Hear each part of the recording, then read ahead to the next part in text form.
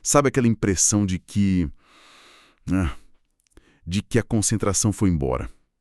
Que a mão vai para o celular quase sozinha, né? Abrindo rede social, sei lá, a cada 5 minutos, mesmo sem ter nada para ver ali. É uma coisa que muita gente está sentindo hoje em dia. Pois é uma queixa super comum. Parece que o foco virou artigo de luxo. Exatamente. E é bem aí que a gente vai mergulhar hoje. Nesse impacto, né, do uso constante do celular, das redes sociais, na nossa produtividade, no nosso foco. A nossa conversa aqui vai se basear em umas táticas bem práticas, sabe? De um material do Andy Carvalho, uma dracma que ele chama, focado nisso, em como retomar o controle. Vamos investigar isso aí. Legal. E um ponto-chave que esse material levanta, que eu achei bem interessante, é que não é só a falta de disciplina. Tem uma coisa mais profunda, uma base, neurológica mesmo. O cérebro fica meio que viciado, né? Buscando aquelas recompensas pequenininhas, a dopamina que vem com cada notificação, cada coisinha nova no feed. É um condicionamento, né? Isso, um condicionamento. Mas olha só, a notícia boa é que o cérebro é plástico, né? Ele pode ser, digamos, reprogramado. Então a ideia hoje é explorar umas táticas bem diretas, baseadas nesse material, que dá para colocar em prática para virar esse jogo, para ter mais foco, mais produtividade de verdade. É fascinante pensar nesse mecanismo de recompensa, né? Essa liberação de dopamina a cada clique, a cada scroll, ela cria um ciclo muito forte. O cérebro aprende rapidinho. Opa, pegar o celular igual a sensação boa. Mesmo que seja uma sensação super passageira, né? Sim, é instantâneo quase. Exato. E entender isso é crucial, porque tira um pouco aquele peso da culpa, eu não tenho força de vontade. Ajuda a ver que é um condicionamento neurológico mesmo. Isso explica muito aquela coisa de pegar o celular quase sem pensar, sabe? De forma automática. Totalmente. E para começar a quebrar esse automatismo, a primeira tática que o material sugere é bem concreta: colocar limites de tempo claros, para aqueles aplicativos que a gente sabe que são os ladrões de tempo. Tanto em iPhone quanto em Android, lá nas configurações, tem como fazer isso. Definir um tempo máximo por dia para o Instagram, para o TikTok, enfim. Ah, sim. Aquela função de tempo de uso ou bem-estar digital. Essa mesma. O exemplo que ele dá na fonte é pessoal. Limitar o Instagram, sei lá, a 1 hora por dia. E o legal é que se você precisar mesmo passar desse tempo por um motivo real, o celular te avisa. E aí você tem que, pedir mais tempo conscientemente. Me dá mais 15 minutos. Essa pequena barreira já quebra o piloto automático, né? É muito diferente de passar, sei lá, 4, 5 horas rolando o feed, sem nem notar, como acontece fácil sem esse limite. E é interessante pensar, por que um lembrete tão simples assim funciona, né? É que ele quebra aquele ciclo do hábito que está rodando ali no fundo, muitas vezes sem a gente nem perceber. O alerta te puxa de volta para a realidade, te força a fazer uma microescolha. Peraí, eu preciso mesmo continuar aqui agora? Devolve um pouquinho daquela sensação de controle sobre o próprio tempo. É um primeiro passo, né? Mas fundamental. Total. E falando em controle mais agora do ambiente, tem uma segunda tática que o material traz que é, nossa, muito poderosa. Criar as tais zonas sem celular. Quer dizer, lugares físicos mesmo onde o aparelho não entra. Ponto final. O material até chama de lugares sagrados. Interessante isso. Tipo a mesa na hora das refeições, sabe? Pra conectar com quem tá ali com a gente. Ou, uma que ele enfatiza bastante e que tem um impacto enorme, o quarto. Na hora de dormir. Ah, essa é clássica, mas difícil para muita gente. Pois é, a sugestão é radical, mas ele diz que é transformadora. Banir o celular do quarto à noite. Trocar o celular na mesinha de cabeceira por, sei lá, um despertador antigo, um livro. E o celular fica carregando em outro lugar. Na sala, na cozinha, longe. Caramba! E os relatos de quem faz isso, segundo a fonte, são bem animadores. O pessoal começa a ler mais, pega no sono mais fácil, o sono parece que fica mais profundo, sabe? Uma melhora geral mesmo. Isso toca num ponto-chave da psicologia do comportamento, que é o poder do ambiente na formação dos hábitos. Barreiras físicas, por mais simples que pareçam, tipo deixar o celular em outro cômodo, são incrivelmente eficazes para quebrar esses padrões automáticos. Faz sentido. Total. Remover o gatilho visual, a facilidade de pegar o celular ali do lado da cama, especialmente nesses momentos de transição como ir dormir ou acordar, isso cria um espaço mental, abre brecha para outros comportamentos aparecerem. O design do nosso espaço físico molda sim as nossas ações digitais. É direto. E tem outra abordagem, essa mais focada no controle do impulso mesmo, que é a tal da regra dos 5 minutos. A ideia é bem simples, na verdade. Quando bate aquela vontade forte, sabe? Aquela coceira de abrir uma rede social sem motivo nenhum, a proposta é: pausa. Para e diz para si mesmo: ok, vou esperar só 5 minutos antes de abrir. Só 5 minutos? Só 5 minutos. A lógica que o material apresenta é que, muitas vezes, essa urgência toda, ela diminui, ou até some nesses 5 minutos. É um jeito prático de treinar a gente a não reagir no susto, sabe? A cada impulso que aparece. É observar a vontade sem ceder à hora. E o que será que acontece nesses 5 minutos, né? Neurologicamente falando, é uma janela de oportunidade para o nosso córtex pré-frontal, aquela parte mais racional do cérebro, do planejamento, entrar em ação. Ele consegue, digamos, intervir naquele processo automático do hábito. Ah, interessante. Essa pausa permite uma avaliação rápida. Eu quero mesmo fazer isso agora ou é só aquela vontade passageira da dose de dopamina? Isso ajuda a gente a perceber que muitas vezes a gente nem quer ver o conteúdo em si, mas está buscando aquela antecipação da recompensa neurológica. A espera ajuda a enfraquecer essa ligação automática entre o gatilho e a recompensa. Faz todo sentido. E para quem está buscando, assim, otimizar o tempo de trabalho focado, o material relembra a técnica Pomodoro, que muita gente conhece, né? Pomodoro. Trabalhar em blocos de tempo com foco total. Digamos, 50 minutos ali, imerso na tarefa, sem distração nenhuma, celular longe, e depois... Uma pausa curta, 10 minutinhos, para descansar, levantar, tomar uma água, um café. Até pode dar uma olhada rápida no celular, mas se for uma escolha, né, consciente. Tem variações também, tipo 25 minutos de foco, 5 de pausa. Sim, 25 e 5 é bem comum também. E a fonte descreve a reação de quem aplica o Pomodoro como de surpresa mesmo. A pessoa fica meio assustada positivamente com o volume, com a qualidade do que consegue produzir nesses blocos de foco protegido. O Pomodoro funciona bem porque ele meio que respeita como a nossa atenção funciona, né? A gente não foi feito para ficar focado horas e horas sem parar. Os blocos definidos ajudam a direcionar a energia mental e as pausas. As pausas são essenciais. Elas evitam a fadiga, mantêm o foco sustentável, não é tempo perdido, é investimento para a qualidade do próximo bloco. Exato. E tem outra coisa, né? Ter aquele tempo delimitado ajuda a combater a procrastinação. Tipo, beleza, vou focar agora nesses 50 minutos. Total. E nessa mesma linha de estruturar o uso, vem uma ideia que ele chama de modo avião social. Não é o modo avião do celular, é mais uma metáfora. Ah, tá. A ideia é criar horários fixos e limitados para checar as redes sociais. Por exemplo, você define que só vai entrar no Instagram, sei lá, às 8 da manhã, depois ao meio-dia e depois às 8 da noite.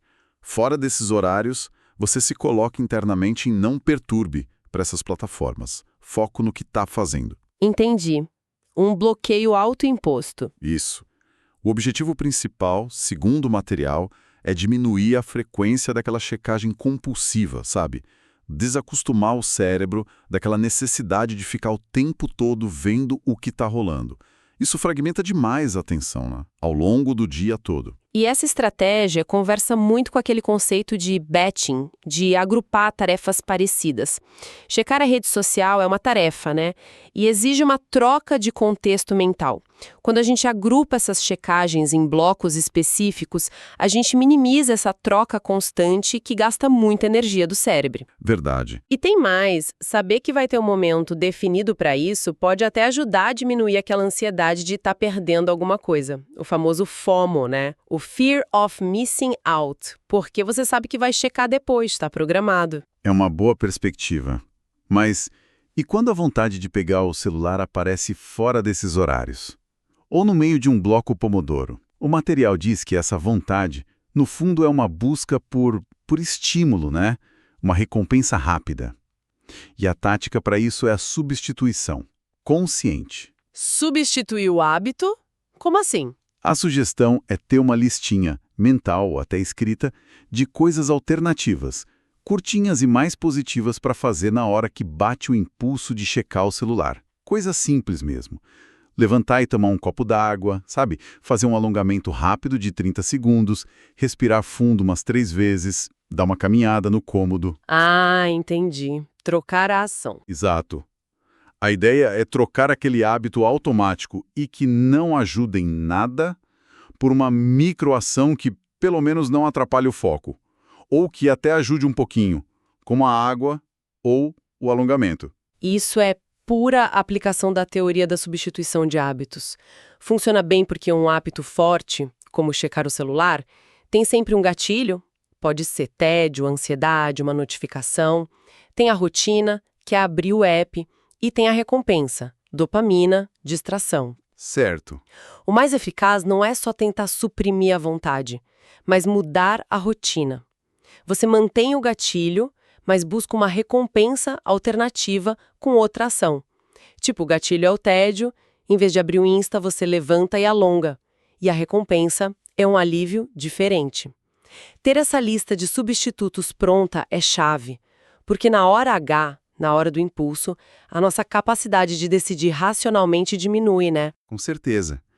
E para fortalecer essa capacidade de resistir aos impulsos, de cultivar um estado mental mais presente, mais focado, o material também recomenda práticas de atenção plena, mindfulness.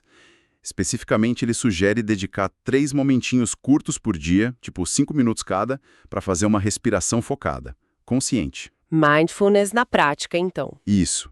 O exercício que ele propõe é a respiração diafragmática ou quadrada, tipo a 6-6-6. Inspira devagar pelo nariz, contando até 6, segura o ar contando até 6 e solta devagar pela boca, contando até 6 também. Fazer isso algumas vezes nesses 5 minutos.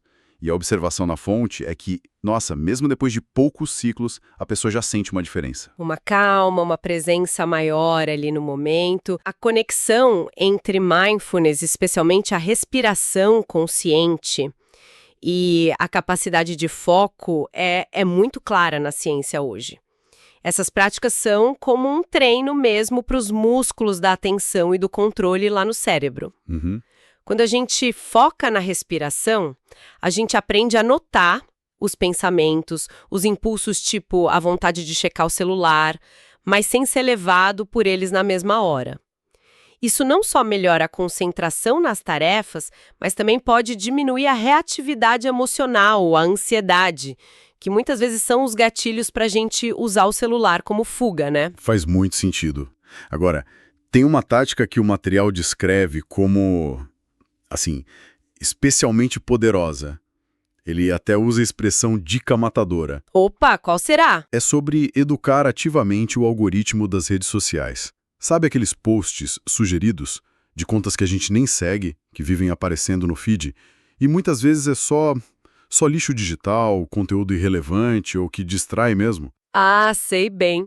O conteúdo que você talvez goste, que nem sempre a gente gosta. Exatamente. A ação recomendada é bem direta. Viu um post desses? Clica lá nos 3 pontinhos e seleciona "não tenho interesse" ou algo parecido. A fonte até menciona uma opção mais drástica, que às vezes aparece: colocar em modo soneca todos os posts sugeridos por 30 dias. Nossa, essa é forte! Pois é. O objetivo é duplo. Primeiro, ensinar para o algoritmo o que a gente não quer ver, para limpar o feed. E segundo, ao mesmo tempo, ser mais intencional na hora de interagir, curtir e comentar com conteúdo que realmente agrega valor. Para que o algoritmo aprenda a mostrar mais daquilo que importa para a gente, isso é fundamental. Nos leva a pensar sobre a nossa agência nesse ambiente digital, né? A gente não precisa ser só receptor passivo do que os algoritmos empurram para a gente. A gente tem o poder e talvez até a responsabilidade de curar o nosso próprio fluxo de informações. Curar o fluxo, boa. É gerenciar ativamente o que a gente deixa entrar no nosso espaço mental digital Isso tem um impacto direto não só no foco, mas no humor, na qualidade do pensamento. É sair da posição de consumidor passivo para ser um curador ativo da própria experiência online. Totalmente. E para fechar o ciclo de táticas, para aquelas situações em que o vício parece mais teimoso, ou quando a pessoa quer dar um reset mesmo mais profundo, o material sugere uma medida que pode parecer extrema, mas que ele defende como muito eficaz: deletar. Deletar temporariamente os aplicativos mais problemáticos do celular. Instagram, TikTok, YouTube, aqueles que mais roubam tempo e energia. Deletar o app. Uau! O app, isso. Importante. Não é deletar a conta, o perfil, nada disso. Só o aplicativo. A fonte até lembra. Reinstalar depois é super rápido. Menos de 1 minuto se pintar uma necessidade real urgente. O próprio autor diz que já fez isso várias vezes ou usava ferramentas para agendar posts sem precisar abrir o feed. É um detox mais intenso mesmo, para quebrar o ciclo e guardar energia. Olha, o impacto psicológico de tirar o gatilho visual da frente, aquele ícone ali sempre te chamando na tela inicial, não pode ser subestimado. Essa barreira a mais, essa fricção que você adiciona para acessar a rede social, muitas vezes é o suficiente para interromper o hábito automático. É uma barreira física, de certa forma. Funciona como um disjuntor mesmo, força uma pausa, uma reavaliação da relação com aquela plataforma. Então, né? Se a gente junta todas essas peças, vimos um monte de abordagens práticas aqui, baseadas no material do Endio Carvalho. Colocar limite de tempo, criar a zona sem celular, a regra dos 5 minutos, o pomodoro, ter horários fixos, substituir o hábito ruim por um bom, praticar mindfulness, educar o algoritmo e até deletar o app temporariamente. Um arsenal completo. E a mensagem que fica é que, sim, dá para retomar o foco, dá para ter mais controle sobre a nossa atenção, sobre o nosso tempo, mas assim, não é mágica, né? Não acontece do nada. Exige intenção, exige um esforço consciente e aplicar essas estratégias com consistência. Um tema recorrente. É sobre recuperar a intencionalidade na nossa relação com tecnologia. É sair daquele modo reativo, sabe? Guiado pelas notificações, pela arquitetura dos apps que é feita para aprender a gente, e ir para o modo mais proativo, onde a gente escolhe como e quando usar o digital de um jeito que esteja alinhado com os nossos valores, com os nossos objetivos. É uma questão de agência pessoal mesmo, né? No mundo de hoje. Agência pessoal, gostei disso. E para a gente fechar, talvez deixar uma provocação para quem está ouvindo refletir, uma coisa inspirada nessa nossa conversa. Além da gente pensar em gerenciar quanto tempo a gente passa conectado, como será que a gente poderia se tornar curador mais consciente também da qualidade das nossas interações digitais? Boa pergunta. Qualidade. Ações que a gente tem online, como garantir que elas sirvam de verdade aos nossos objetivos de crescer, de aprender, de ter conexões reais, em vez de serem só reações passageiras a estímulos que foram desenvolvidos só para fisgar nossa atenção. Como alinhar esse nosso mundo digital com quem a gente quer ser de verdade?